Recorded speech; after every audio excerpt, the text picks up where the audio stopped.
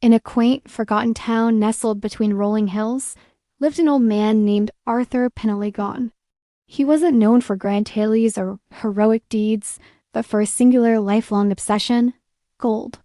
Not in the form of glittering coins or heavy bars, but in the most peculiar of accumulations.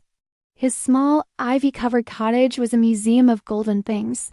He had a collection of golden thimbles, each one polished to a brilliant shine.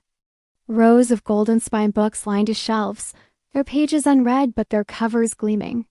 He even had a flock of chickens that laid eggs with beautiful, pale golden shells. Arthur's day began and ended with his collection. In the morning, he'd dust his golden teacups, even though he only ever drank from a plain ceramic mug.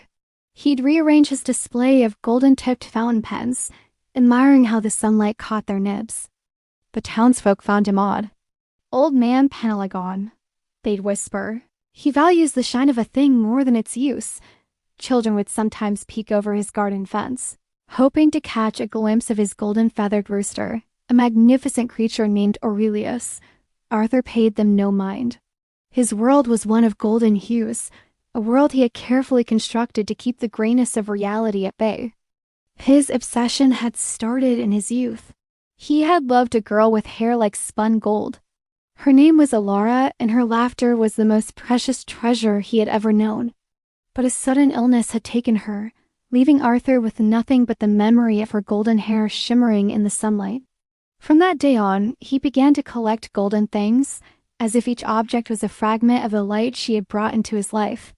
One autumn afternoon, a traveling merchant came to town.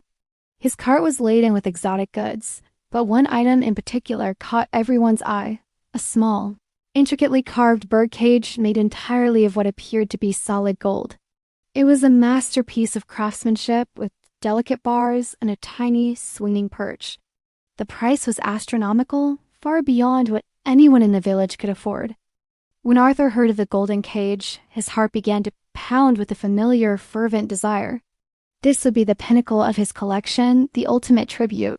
He spent days counting his savings, selling a few of his less cherished golden trinkets to other collectors who passed through. He haggled with the merchant, his voice, usually quiet and reserved, filled with a desperate passion.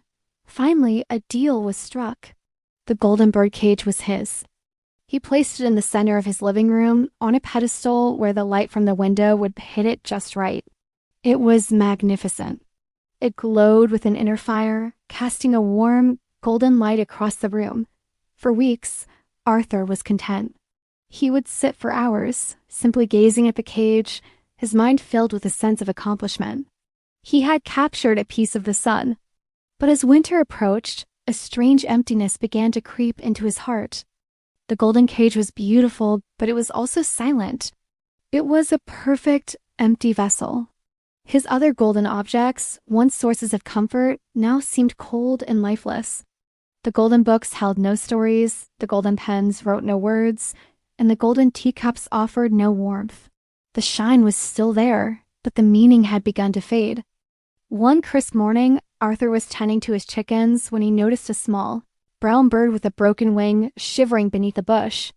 It was a common sparrow, nothing special about it. Its feathers were drab. Its song, if it had one, was lost to its pain. On any other day, Arthur would have ignored it. It wasn't golden. It held no value in his carefully curated world. But something stirred within him. He looked from the small, suffering creature to the magnificent, empty cage in his cottage. An idea, strange and unwelcome at first, began to form in his mind. He gently scooped up the sparrow, cradling it in his weathered hands, and carried it inside. He placed the bird inside the golden cage.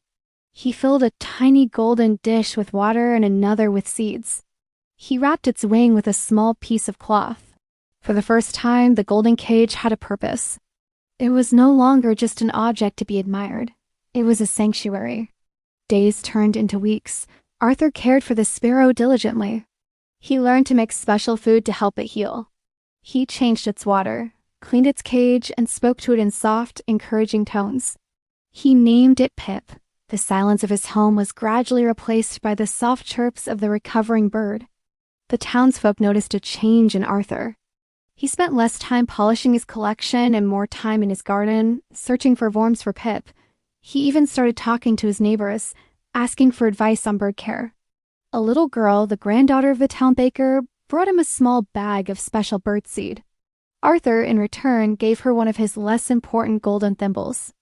The girl's eyes lit up with delight, not because it was gold, but because it was a gift, a connection. As Pip's wing healed, its chirps grew stronger, turning into a cheerful, melodic song.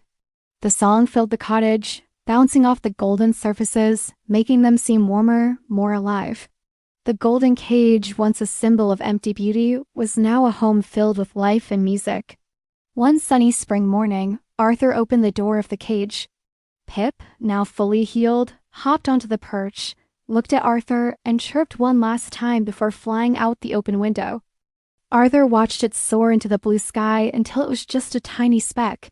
He stood there for a long moment, looking at the empty golden cage, but this time the emptiness was different. It wasn't a void, it was a memory.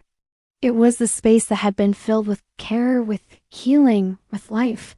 From that day on, Arthur's collection began to change. He started trading his golden objects not for more gold, but for things the town needed. He traded a golden frame mirror for a new plow for a struggling farmer. He gave his golden spine books to the new school teacher so the children would have stories to read. His golden teacups were used for a community tea party. His cottage became less of a museum and more of a home. The golden objects that remained were no longer just for show. They were used, shared, and enjoyed. The true value, Arthur realized, wasn't in the accumulation of gold itself. It was in the warmth, the life, and the connection that things could bring. The memory of Alara's golden hair was no longer a source of sorrow he tried to capture in objects, but a warm, happy memory of a love that had taught him how to care. His greatest treasure was not the gold he had gathered, but the love he had learned to give away. And in the quiet evenings, he would sometimes sit by his window, and he could almost hear, carried on the breeze, the cheerful song of a little brown sparrow. Thanks for tuning in. If you enjoyed this story, don't forget to subscribe, and hit the notification bell for more cozy English stories. See you next time.